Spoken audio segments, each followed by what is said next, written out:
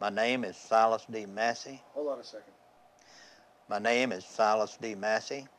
Nickname is Matt. I was born in Zama, Mississippi, in Otala County in 1934 on the 6th day of February. I grew up in West Mississippi and went to West School. I left school and went into the military. The way I came to go in the military, the area that I lived in, the livelihood there was cotton or pulpwood or logs. And I didn't think that was a good livelihood for me at that age. So I volunteered for the Navy, and it was a 6-month waiting period. So I talked to the Army recruiter, and he said I could leave the next month, so I joined the Army in July of 1952. I took my basic training at Fort Jackson, South Carolina, in B Battery, 45th Field Artillery Battalion, on Tank Hill. I left there, pipeline to Seattle, Washington, to go to Korea. And from there, I went by ship, the General Oil Housing, into Yokohama. It took us 21 days. And from there, from Yokohama, I went to Camp Drake, where we stayed there 3 or 4 days, I don't remember. And they called out a bunch of names at muster one morning and said, "You men have been picked to become medics." Says they need medics in Korea.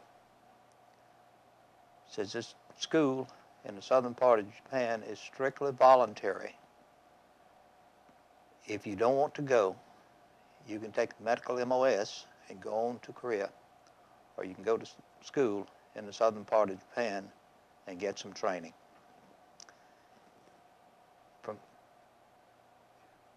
From there, after finishing medical school in Itajima, Japan, we were shipped to Sasebo, Japan, where we were issued our clothing for Korea, issued weapons, and of course they took our stateside clothes from us and put us on a ship and sent us to Busan.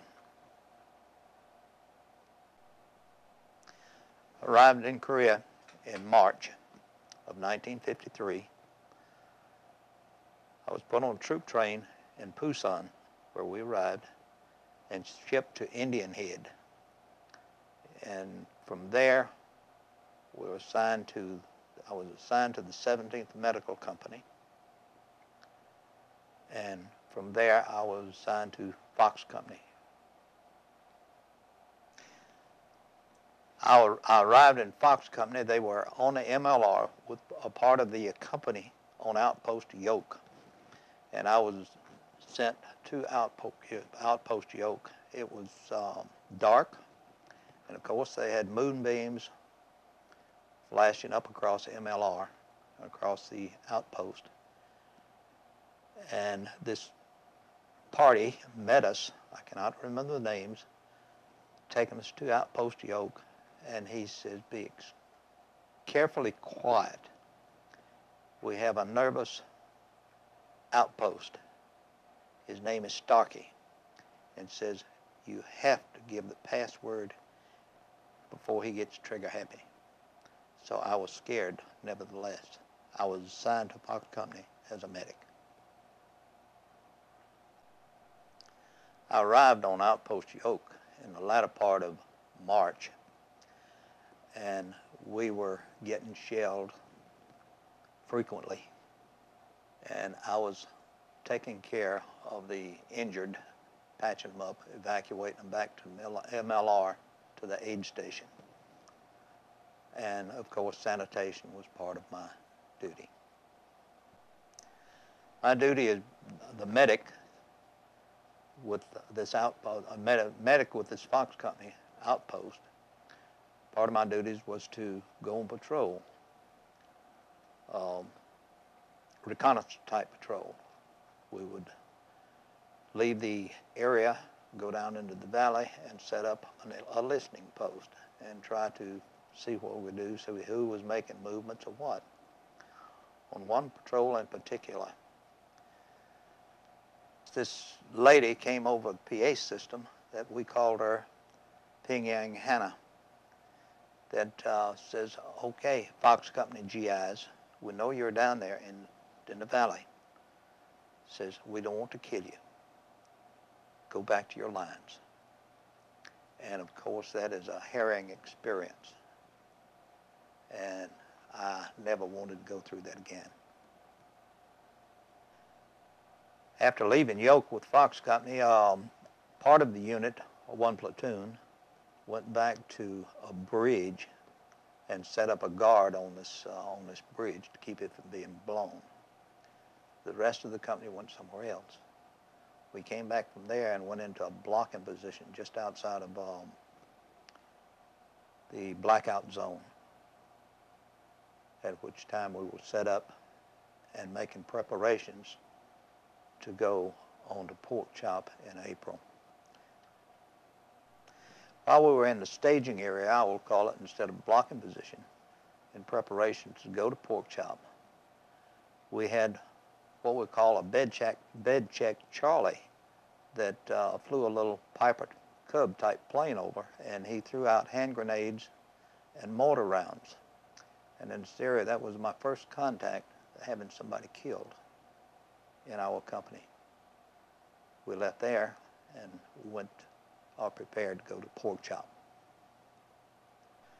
As Pork Chop activity picked up, we were moved out to a staging area to just before you got to the main MLR by the 155 and 105 artillery bunkers. The battalion was gathered there. And Colonel, I'm thinking it was Tully, I'm not positive of the name, got up on the hood of his Jeep and he addressed the complete battalion and says, George Company is on Pork Chop and they are having a rough time. Had you rather go up and relieve them tonight, or had you rather wait until in the morning and counterattack? Well, naturally, everybody said wanted to go tonight. He turned the Jeep hood over to the chaplain, which we had a prayer. Then, of course, we had services. After that, we ate. Then we were loaded on 2.5-ton trucks and carried over the MLR to the forward checkpoint before you get to Pork Chop. This movement took place in April. The exact date, I don't have any idea. But as we moved out from the forward aid station and approached Pork Chop, then the enemy forward observer started calling in artillery, and we sustained a tremendous amount of casualties. We had one I remember in particular was a Lieutenant Ellison that was a platoon leader with the Fox Company, that he was injured bad, and he insisted that I go on and take care of the other people. And just as I got into the trenches, there was a shell hit real close to me. I fell in the trench, and a guy fell on top of me. And when it came time to get up, I kept punching him, telling him to get up. I was bleeding. Well, it wasn't me that was bleeding, it was him. So from there, proceeded on into just as we got into the trenches, a shell hit close to me. And I fell down the trench, and this person fell on top of me. And as the shelling lightened up, I kept punching him to get up off of me, that I was bleeding. Well, it wasn't me bleeding. It was him, and he was dead. As I first approached the Pork Chop, got on there, the trenches were in some places deep and covered over with timber with sandbags on top of them, and some was extremely shallow. That if you were walking through there, or crawling through there, whatever it may be, you could very well be hit with artillery. It was it had bodies, both North Korean, Chinese, and American troops, just everywhere. In fact, I found in one bunker, I found a Chinese that was, or a North Korean, that was sitting there with a box full of hand grenades between his legs, and he had been throwing them out the machine gun window, amplifier, whatever you want to call it, at our troops as they came in. And an artillery shell had apparently gotten him and blown him away. The battle was so intense and so many things taking place that we were about to be overrun, or that was a thought. So artillery was called in, our artillery, which was VT. That VT, they called it Victor Terror, and what that amounted to is airburst artillery. And they gave us 10 minutes to get under cover or in a bunker. We had a lot of casualties from that artillery shelling, not just from ours, but from the North Koreans also. The people that I know that was killed on Pork Chop on the first battle, the April battle, was Skaggs, I can't remember his first name. He was in Fox Company, an infantryman. And Humphreys, that was also in Fox Company, that was commo, or communications. And I know that a good friend of mine that I took basic training with, further took medical training with in Japan, and came to Korea, he was assigned to Easy Company. His name was Merlin E. Marshall. He was killed in that first battle. Other names I cannot remember, but there was a great number of them. And when we found the George Company that we was to relieve, I think there was 16 people, either 14 or 16 people from George Company. The rest of them had been evacuated or wiped out. So that was the situation of going up and relieving George Company. As we went on Pork Chop, this being the first battle, each company, infantry company, had 9 medics assigned to the company. He had 2 per platoon and 1 for headquarters. Well, on my first tour on Pork Chop, I became senior aid man for that company. There was 9 of us went up, and some being killed, others being wounded and evacuated. I was the one that came back to the company. When the Chinese attacked Pork Chop, it was horrendous, just shells bursting everywhere. People screaming, people shouting, saying, there's Chinese over here, or somebody over there, there's somebody injured here, or like this. My station was with the headquarters of Fox Company, in the headquarters CP. I would go out and gather up the wounded and bring them back to the CP and evacuate them back to the forward aid station. We had a PC, armored personnel carrier, that would come up to the foot of Pork Chop at the turnaround and pick these wounded up that are on litters, walking, or however we could get them on there, and take them back to the forward aid station for evacuation. On one particular situation that I remember real well, we were in the CP headquarters bunker. I had a wounded man on a litter, and I told the first sergeant I need somebody to take these litters down to the PC to get them evacuated. Well, use these KSCs over here in the corner. There was 4 of them. So they got them up, they got the litter, got it down, put it on the PC, they climbed up on top of it. And there was some thought went into the KSCs being up there. It's Korean service personnel.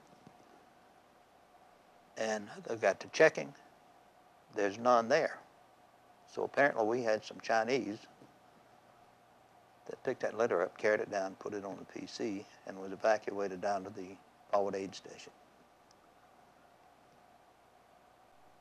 We don't know where they went. After being on pork chop for, I don't know the number of days, it seemed like a lifetime, but we were relieved, and I know that there were some Marines that came in and relieved us, and I think it might have been the 31st or the 32nd of the 7th Division that came in also. We left there and we went back to the reserve area near where we had left on our trip up there. As we got back to this reserve area, they brought in replacements both for the infantry and the medics. And from there, I was pulled back to the battalion aid station, where I became a Jeep driver. And that was a litter Jeep that I would go on to and from the battle areas and evacuate casualties from Hill 347, Hill 200, Old Baldy, and Pork Chop. So it was everywhere. Being in a battalion aid station was a lot calmer and lighter. It was, you didn't have constant fear being there. However, being a little Jeep driver, every time we'd go out to pick someone up, usually we'd be under fire from the enemy. They would have the roads zeroed in, and you had to be extremely careful. And usually that's when your foot got heavy, when they started throwing these rounds in, trying to blow you off the road. Being a litter Jeep driver, and the shells that they threw at us when we went to pick up the wounded and what have you, I was wounded slightly, very slightly. Didn't have to be relieved of duty or anything. I did go back to the 17th medical facility, where they put me on a 3-day R&R, and I returned to duty from there. I was awarded the Purple Heart and also the Bronze Star. The Bronze Star was awarded with the V device for valor, was for my duties as a litter Jeep driver and under the hostile fire that I went to recover casualties and bring them back to the rear aid station for further evacuation to the States or Japan, wherever it may be. I was cited for Silver Star, but as it got back to division headquarters, they had said that I was using a weapon, which a medic at that time was not supposed to use a weapon, so that downgraded to a Bronze Star. For the July pork chop battle, I was a litter Jeep driver, and I was evacuating casualties. The battle was intense, and the flow of casualties were horrendous.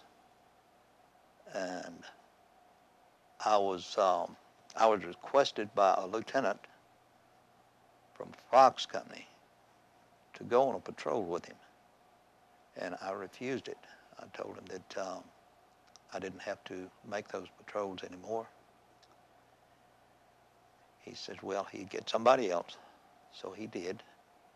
They went on a patrol. They never came back. And that was about the extent of mine on the July pork chop. After the July pork chop battle, we were sent back further rear to the old 1st Cab area, I believe, near Camp Casey. And they changed the point system. It used to ship out back to the States in about 9 months with 32 points, getting four points a month. Well, they changed it to 1 when we went back there, so the people that went over at my time wound up spending about 16 to 18 months in Korea. Of course, everybody, the big things that they were looking for was R&R and a return home. And a return home just couldn't come quick enough. That was something everybody was counting the days to. Well, after the second pork chop in July, there was a lot of talk about the ceasefire and a truce. But we all felt, or the majority of us felt, that that was pretty far-fetched, the way Sigmund Rhee was acting at the time. That some plane, by some mysterious reason, broke through the radar screens and what have you, and dropped a bomb in Sigmund Rhee's palace area or castle area or whatever it may be, his home near, but it didn't do any damage to him. Well, when we heard that there was a ceasefire, there was it really wasn't. There was still skirmishes going on in different parts of the country, and of course infiltration along the MLR. And we just didn't really believe that the ceasefire was going to come to happen. And of course, we wondered about repatriation of our men that had been captured.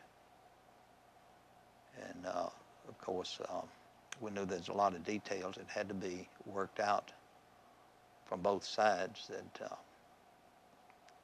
turning their people back over to the country they belonged to. And we just thought that that wasn't going to come to happen anytime soon. I went back to the States. I was assigned to Fort Jackson, South Carolina. I ran a dispensary at Fort Jackson, and we were supposed to be, Korean veterans were supposed to get a stabilized 18-month tour in the States before going back over. Unfortunately, I was shipped back over in 15 months. The thing was, I was assigned to the Ryukas Command, which is Okinawa. About 3 or 4 days out, there was orders came over the ship's communication system that changed our orders to Korea. So I wound up back in Korea for 18 months. And from there, I went back to the States, and I went to Fort Sill, Oklahoma. I spent a few months there, and then went to Fort Sam Houston, Texas. From there to Fort Hood, Texas. From there to airborne training at Fort Benning, Georgia. And from there to Germany. I spent 20 years in the military medical corps. I retired in the first day of August of 1972.